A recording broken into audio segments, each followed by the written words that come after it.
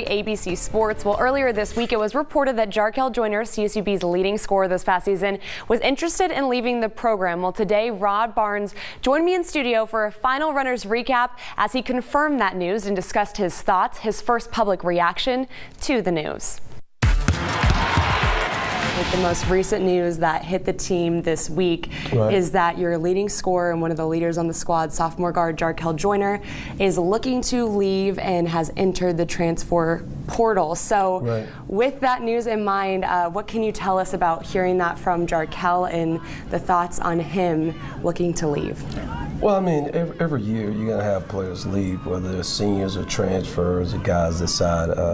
Our business now has turned into everyone's, transferring. I have a strong feeling as far as how I feel about those situations, but just in general with Jarkel Joiner, obviously he was a good player for us, but every year as a coach now, I mean, it's just part of college athletics, especially men's basketball and women's basketball.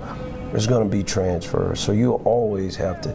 It's year-round. Still, even for myself, it's a little shocking to see the turnover and transitions that happen year to year in college. I don't know what the number is of how many players enter into that portal, but it's going to be, including Division II, it'll need 1,000 kids this year. That's crazy. It is. That's so you've settled into it, but people on the outside, it's unique to hear that perspective from a coach because it looks like, how do you plan when you don't know who you're losing every year? I knew someplace it was going to happen, whether it was going to happen with a fifth-year guy or it was going to happen with a young guy that had put up really good numbers. So there was always in the back of my mind, you have to prepare. Can you explain for people, and including myself, how that really works, though? Like, if he enters the portal, doesn't necessarily mean that a player is transferring. They're just opening up to it. How much? What's the time frame there that they have for a team to decide and them to decide to move on? Well, by July 1, I have to make a decision on who's going to be on our roster and who's not going to be on our roster.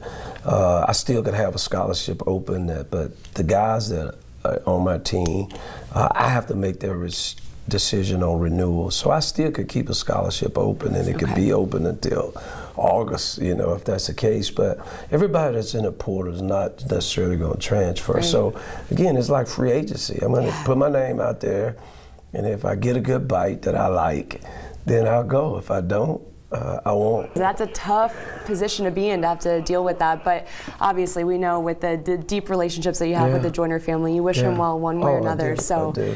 It's the problem, and I say the problem that I think we're just having, because I think we've gotten so far away from what we intended to do years ago with just scholarships and teaching and life lessons, and but that's our world now.